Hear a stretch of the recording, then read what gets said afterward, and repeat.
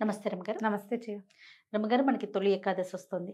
మరి ఏకాదశి యొక్క విశిష్టత, ఆ రోజు అనుసరించాల్సిన విధి విధానాలు ఇంకొకసారి మాట్లాడుకుందాం.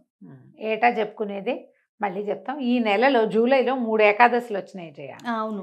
2వ తారీఖు వచ్చింది, రేపు 17వ తారీఖు తొలి ఏకాదశి వస్తుంది, మళ్ళీ నెలాఖరు 30వ తారీఖు కూడా ఇంకో ఏకాదశి, 3వ ఏకాదశి వస్తుంది. చాలా రేర్ గా ఆ వస్తుంది. 3 ఒకే నెలలో రావడం కొంచెం రేరే. మాసం అంటే మాసాల్లో అని అనటానికి వీల్లేదు. ఈ మన ఆషాఢంలో వచ్చే 2 ఏకాదశులు ఇందులోనే ఉన్నాయి. జ్యేష్ఠంలోని ఇచ్చే 2వ ఏకాదశి కూడా ఈ నెలలోనే వచ్చేసింది. 3 ఉపవాసాలు వచ్చినాయి. తొలి ఏకాదశి అంటే దేవశయని ఏకాదశి అంటారు. శయనైకాదశి దీని పేరు. విష్ణుమూర్తి ఈరోజు శయనంలోకి వెళ్తాడు, ఆయన పడుకుంటారని చెప్తారు. అయితే విష్ణుమూర్తి పడుకుంటాడు అంటే మానవులకి నిద్రాకాలాలు పెరుగుతాయి, రాత్రిళ్ళు పెరగటం మొదలవుతుంది. మామూలుగా మనం చెప్పుకుంటామా, వర్షం శీతాకాలం రాత్రిళ్ళు పెద్దవవుతాయి. ఇప్పటి నుంచి నిద్రా సమయం పెరుగుతుంది, ఇది లెక్క. అయితే ఉత్తరాయణ పుణ్యకాలం అని మనం ఎక్కడి నుంచి చేసుకున్నాము, జనవరి 15వ తారీఖు మకర సంక్రమణం నుంచి ఇక్కడ దాకా ఉత్తరాయణం అని చెప్పుకున్నాం. అవును. మహాద్భుత చరిత్రుడైనటువంటి భీష్మ పితామహుడు కూడా ఉత్తరాయణం వచ్చేదాకా ప్రాణాలు నిలిపి ఉత్తరాయణంలో ప్రాణం త్యజించాడు ఆయన. అంత పుణ్యకాలమైన ఉత్తరాయణం కంటే ఆటే పుణ్యకాలం కాదు, దేవతల నిద్రా సమయం అని చెప్పబడే ఈ దక్షిణాయన కాలంలో వస్తుంది ఇది తొలి ఏకాదశి. ఇక్కడి నుంచి దక్షిణాయన మొదలవుతుంది. కానీ ఇప్పుడు ఎక్కువ ఉపాసనలు, ఎక్కువ పూజలు, ఎక్కువ పండుగలు కనపడతాయి మనకి. మన పండుగలన్నీ ఇప్పుడే కదా, తొలి ఏకాదశితో మొదలు ఎన్నో పండుగలు ఈ తొలి ఏకాదశి అని చెప్పడంతో ఇక్కడి నుంచి మనకి దేవతల నిద్రాకాలం. అందుకని ఉపాసన పెంచాలి, విధానాలు మారాలి, నిద్రా సమయం పెరుగుతుంది, ఇది లెక్క. అయితే తొలి ఏకాదశి అంటే ఏకాదశి ఎవరు? ఏకాదశి మురాసురుడితోటి విష్ణుమూర్తి యుద్ధం చేస్తూ అలిసి ఒకంత విశ్రాంతి తీసుకునే సమయంలో మురాసురుడు విజృంభించి మీదకొస్తే అతనిని ఎదుర్కోవడానికి విష్ణుమూర్తి శరీరంలోంచి బయటకు వచ్చినటువంటి స్త్రీ శక్తి స్వరూపమే ఏకాదశి. అందుకని ఏకాదశి నాడు ఉపవాసం ఉంటే విష్ణు ప్రీతికరము అని చెప్తాను. విష్ణువుని రక్షించింది ఆ శక్తి, ఆయనదే, ఆయనలోంచే పుట్టింది. ఆయన విశ్రమించినప్పుడు ఆయనలోంచి పుట్టింది బయటికి. అయితే ఈ మురాసురుడు బియ్యంలో దాక్కున్నాడని అందుకని ధాన్యం తినకూడదు ఈ రోజున అని ఒక పద్ధతిని పెట్టారు. అందుకని ఉపవాసం కింద పెట్టారు. ఖచ్చితంగా ఈ రోజున అన్నం తినకుండా ఉండాలి అని. అన్నానికి భిన్నం ఏదైనా ఓపిక లేని వాళ్ళు తినచ్చు. మనకి ఆరోగ్యరీత్యా కూడా ప్రతి నెల ఒక 2 లేదా 4, 5 రోజుల పాటైనా మనం ఆహార స్వీకారం చేయకుండానో లేదా ఆహారం తక్కువగా తీసుకునో గనక ఉంటే ఆరోగ్యానికి మంచిది. ఏకాదశి అంటే ఏం చేస్తాం, ఏకాదశి రోజంతా ఉపవాసం ఉండి ఆహార స్వీకారం తగ్గించుకుని ఏదైనా పళ్ళో ఫలమో తింటాము, మన నీళ్ళు ద్రవ పదార్థాలే తీసుకుంటాము. ద్వాదశి నాడు తెల్లవారి పారణ చేస్తాం, ద్వాదశి పారణ భోజనం తీసుకుంటాం. దీంతో పాటుగా మనం ఈ ఉపవాసం చేసిన సమయంలో భగవంతుని సమీపంలో వసించే మార్గాన్ని కూడా ఆ రోజు అనుసరించాలి. ఏదైనా విష్ణునామ సంకీర్తన, భగవన్నామ సంకీర్తన తీసుకోవటం చేయటం, ఇక్కడ మనం విష్ణువుతోటి ఉన్నట్టు అన్నమాట. మర్నాడు ఉదయం ఎవరినైనా ఒక బ్రాహ్మణునో ఓ ముత్తైదువునో మనకు అవకాశం ఉంటే వారిని భోజనాన్ని పిలిచి వారికి భోజనం పెట్టి తర్వాత మనం భోజన స్వీకారం చేస్తే మంచిది. ద్వాదశి పారాయణకి రమ్మని ఎవరైనా పిలవచ్చు మీకు అవకాశం ఉంటే. అవకాశం లేకపోతే మనం వంట చేసుకుని మనమే దేవుడికి నివేదన చేసుకుని మనమే భోజనం చేసి ఎవరికైనా ఏమంటారు మనం పొత్తర్లు ఇవ్వటము, మోయనివ్వటము, తర్వాత దాన్ని స్వయం పాకం ఇవ్వడము మంచిది చేయగలిగితే. ఇది ఈ కాలంలో కుదరాలి కదా. సమీపంలో ఎవరైనా దేవాలయం ఉండి అర్చకులు ఎవరైనా దొరికినా, మీకు దగ్గరలోనే బ్రాహ్మణులు ఎవరైనా దొరికినా, లేదా నేను అవన్నీ చేయలేను, నాకు వాటి మీద నమ్మకం లేదు, ఎవరో ఒకరికి భోజనం పెట్టండి. అది మనం చేయగలిగిన పని కదా, చేస్తే మంచిది. ఇప్పుడు ఈ కాలంలో ఇక్కడి నుంచి మొదలుపెట్టి, ఎప్పుడు తొలి ఏకాదశి నుంచి మొదలుపెట్టి కార్తీక శుద్ధ ఏకాదశి, ఉత్థాన ఏకాదశి దాకా, అంటే ఇప్పుడు శయన ఏకాదశి, అది ఉత్థాన ఏకాదశి, 4 నెలల కాలాన్ని చాతుర్మాస్యంగా చెప్తారు. ఈ చాతుర్మాస్య దీక్షలో మనకి గురువుగారు చాలామంది, జిఎస్ స్వామి వారు చాతుర్మాస్య దీక్షలో ఉన్నారు అని చెప్తాం కదా. అవునండి. మన శృంగేరి పీఠాధిపతి చాతుర్మాస్య దీక్షలో ఉన్నారని. చాతుర్మాస్య దీక్షలో ఉన్నప్పుడు వారున్న ప్రదేశం నుంచి వేరే చోటకు వెళ్ళి ఎక్కడికి ప్రయాణాలు చేయకూడదు.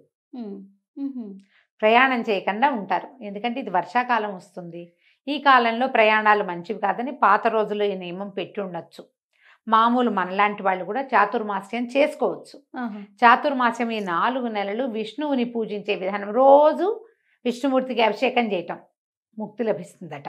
రోజు తులసితోటి అర్చన చేయటం, నందివర్ధనం పువ్వులతోటి అర్చన చేయటం, ప్రతిరోజు చాతుర్మాస్యంలో దేవాలయ దర్శనం చేయటం, ప్రతిరోజు విష్ణు సహస్రనామ పారాయణ చేయటం, శివపారాయణ కూడా శివనామం కూడా. ఇది ఓన్లీ విష్ణువుకే అని చెప్పడానికి ఏం లేదు. చాతుర్మాస్యంలో శివదీక్ష కూడా శివనామ స్మరణ చేసుకోవచ్చు. పంచాక్షరి ప్రతిరోజు విధిగా ఎన్నిసార్లు చేయాలని, ప్రతిరోజు గాయత్రి చేయటం, ఇలా ఏదైనా ఈ చాతుర్మాస్యంలో ఎవరైనా చేయొచ్చు. చాతుర్మాస్య దీక్ష ప్రత్యేకంగా తీసుకునే వాళ్ళు ఏంటంటే దీనికి కులమత వయో విచక్షణ ఏమీ లేదు.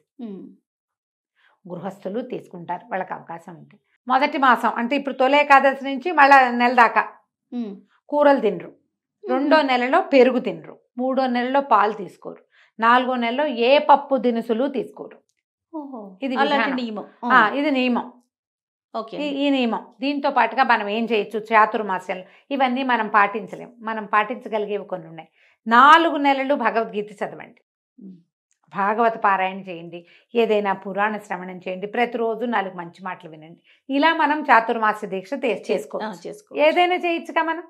మహాభారతం వినొచ్చు, భాగవతం వినొచ్చు, రామాయణం వినొచ్చు, శివపురాణము, విష్ణు పురాణము, ఎవరైనా ఎవరేది చెప్తే ఏదో ఒక పురాణ శ్రవణం చేయటం, లేదా దేవాలయానికి వెళ్ళటం, లేదా పూజ చేసుకోవటం. ప్రతిరోజు దీపం 4 నెలలు 2 పూట్ల దీపం. అలవాట్లేదు దీపాలు పెట్టేది, ఒక పూటే పెడతాం. ఈ 4 నెలలు 2 పూట్ల దీపం పెట్టండి. మనం చేయగలిగింది, కానీ మాసం అంతా చేసేలా 4 నెలలు చేసుకుని 4 నెలలు కూడా ఈ 4 నెలలు చాతుర్మాస్యం కదా. అవునవును. చాతుర్మాస్యం ఎలా చేసుకోవాలి అని అడిగే వాళ్ళ కోసం చెప్తున్నాను. అట్లనేనండి. చాతుర్మాస్యానికి పెద్ద పెద్ద విధి విధానాలు ఉన్నాయి. అవి పాటించదలుచుకుంటే మీరు పెద్దవాళ్ళని ఎవరైనా కనుక్కుని పురోహితుని కనుక్కుని చేసుకోవచ్చు. అవి నేను చెప్పట్లా. మనం ఇది ఇలా చేయొచ్చు. ఓకే, ప్రతిరోజు చేసుకునేవి. ఇక్కడి నుంచి మొదలుపెట్టి చేసుకోవటం. మనం తొలి ఏకాదశికి వస్తే తొలి ఏకాదశి నాడు పేలపిండిని నివేదన చేసి తీసుకుంటారు. పేలపిండి అంటే పేలాలు, జొన్నలు వేయించి, బియ్యం పేలాలు వడ్ల పేలాలు కాకుండా జొన్న పేలాలు చేస్తారు ఎక్కువగా. జొన్న పేలాలు చేసుకోవటం, తర్వాత వాటిని చక్కగా దంచి బెల్లము కొంచెం ఏలక పొడి చేర్చి దంచి పేల పిండిని నివేదన చేసి భగవంతుడికి పేలపిండి పంచుకోవచ్చు, తినచ్చు. ఓకే, ఈరోజు విశేషం అది. ఇక్కడి నుంచి మనకి దక్షిణాయనం మొదలవుతుంది. ఇది ఎప్పటిదాకా ఉంది? మళ్ళా జనవరి దాకా, జనవరి 15వ తారీఖు దాకా ఈ దక్షిణాయనం నడుస్తుంది. ఈ లోపల ఇప్పుడు ఈ మాసం అయిపోగానే శ్రావణం వస్తుంది. శ్రావణం అంతా పూజలు. తర్వాత భాద్రపదంలో మొదటి 9-10 రోజులు మనం గణపతిని ఆరాధిస్తాం. తర్వాత పితరులని ఆరాధించే 15 రోజులు వస్తాయి, పితృదేవత ఆరాధన. అక్కడి నుంచి మళ్ళా ఇది వస్తుంది, ఆశ్వేజ మాసం వస్తుంది. అమ్మవారి కోసం 10 రోజులు సేవించుకుంటాం. ఆశ్వీజం వెళ్ళేసరికల్లా కార్తీక మాసం, ఆ తర్వాత మార్గశిర విష్ణు మాసము వచ్చేస్తాయి. అంతా ప్రతి నెల ఏదో ఒక పూజా విధానంగానే ఉంటుంది. ఎవరెవరు ఎంతెంత చేయగలిగితే అంతంత చేయటం. చాతుర్మాస్యం అందరూ చేయొచ్చని చెప్తున్నాను కదా. ఒకవేళ మాంసాహారం తీసుకునే అలవాటు ఉన్న వాళ్ళు ఉంటే కనుక మీరు భగవదారాధనలో ఉండదలుచుకుంటే ఈ 4 నెలలు తినడం మానేయచ్చు. ఓకే, అది కూడా ఒక నియమం. తర్వాత కార్తీకంలో కూడా తినము, ఇన్ని నెలలు తినకుండా ఉండలేమంటే అది మీ ఇష్టం. అది ఎవరెవరి విచక్షణ బట్టి, అవకాశాన్ని బట్టి చేసుకోవచ్చు. విష్ణువారాధనకి ఉత్తమమైన కాలంగా చెప్తారు ఈ 4 నెలలు. తర్వాత స్వామివారిని నిద్రలేస్తారు. అంటే ఇప్పుడు తులసితో అర్చన చేయొచ్చా, తులసి కొయ్యకూడదు, అలాంటివేవో 2-3 వచ్చినాయి నాకు, ప్రశ్నలు వచ్చినాయి, మెసేజ్లు వచ్చినాయి. అర్చన కోసం కోసుకోవచ్చండి, ఆ అనుమానం ఏం లేదు. మనము తులసితోటి ఏం చేస్తాం జనరల్గా? అంతే కదండి, అర్చనే కదా చేస్తాం. అర్చన కోసం తులసి కోసుకొని అర్చన చేసుకోవచ్చు. అవకాశాన్ని బట్టి చేసుకోండి. ఈ తొలి ఏకాదశి నాడు ఉపవాసం ఉండటం, మర్నాడు వచ్చే ద్వాదశి నాడు పొద్దునే ద్వాదశి పారాయణ చేసుకుని ఎవరికైనా భోజనం పెట్టడం, ఏదైనా మీ అవకాశాలను బట్టి దేవాలయ దర్శనం చేసుకోవడం. ఏకాదశి నాడే చాలా హడావిడిగా ఉంటాయి దేవాలయాలన్నీ.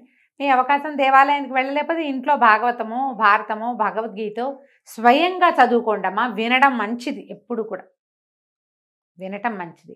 మీకు అవకాశం ఉండి చదవగలిగి ఉంటే స్వయంగా చదవండి. అది ఇంకా మంచిది కదా. అది ఇంకా చాలా అంటే చాలా మరీ మంచిది, మరీ మంచిది. చేయండి అట్లా. అవకాశం ఉన్నవాళ్ళు ఏకాదశులు సంవత్సరం అంతా చేసుకోవచ్చు. ఓకే. చాతుర్మాస్యంలోనే ఏకాదశులు చేస్తాం అని పెట్టుకుంటే ఇవి కూడా 8 ఏకాదశులు వస్తాయి కదా, ఇవి వస్తాయిగా. అవకాశాన్ని బట్టి ఈ ఏకాదశులైనా కూడా మీరు నియమంగా ఉండి చేసుకోవచ్చు. అన్నం తినకూడదు అంతే. ఏదైనా మాత్రలు వేసుకునే వాళ్ళు, బీపీ షుగర్ లాంటి వాళ్ళు ఉన్నవాళ్ళు కొంచెం ఏదైనా ఫలహారం తీసుకోవచ్చు. ఒకవేళ గర్భవతులు, పిల్లలకి పాలిచ్చేవాళ్ళు, నాకు 4వ నెల నేను చేయొచ్చా, 3వ నెల నేను చేయొచ్చా, ఇవి అడగండమ్మా, చెయ్యొద్దు.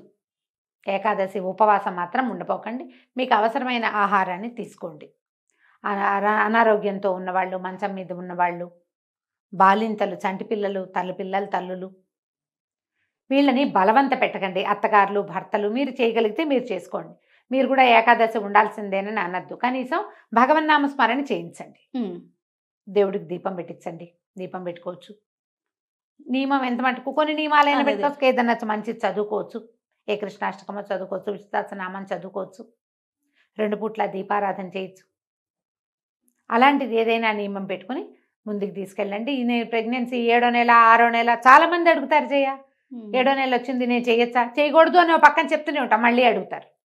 అడగండి అమ్మా, ఇప్పుడు ఈ సంవత్సరం కాకపోతే మరి తర్వాత ఏకాదశులు చేసుకోవచ్చు. అంతే కదా. దండం పెట్టుకోండి. ఈ అన్నం మానేయాలన్న గోల ఎందుకు? ఈ అన్నం మానేసి ఒకవేళ ఉండగలిగి మీరు ఏదైనా కొర్రలు తీసుకుంటాం, ఇంకోటి తీసుకుంటాం అంటే మీ ఇష్టం. చిన్న నెలల్లో ఉన్నవాళ్ళు, పెద్ద నెలలు వచ్చిన వాళ్ళు అలా ఆహారానికి అలమటించేలాగా జీవుడిని చేయకూడదు. ఎందుకంటే లోపల ఇంకొక జీవం ఉంది కదా, అంతేగా. వాటిని అడగబోకండి. పెద్దవాళ్ళు కూడా ఓపిక మంతులు, ఓపిక కలిగిన వాళ్ళు ఉండండి. లేదా భగవన్నామస్మరణ చేసుకోండి. అదైనా కూడా ఉపవాసం కిందే వస్తుంది. రైట్. మీ అవకాశాన్ని బట్టి తొలి ఏకాదశి పర్వదినాన్ని జరుపుకోండి. రైట్ అమ్మగారు. నమస్తే. సుమన్ టీవీలో మీ పర్సనల్ అండ్ బిజినెస్ ప్రమోషన్స్ కోసం కింది నెంబర్కి కాంటాక్ట్ చేయండి.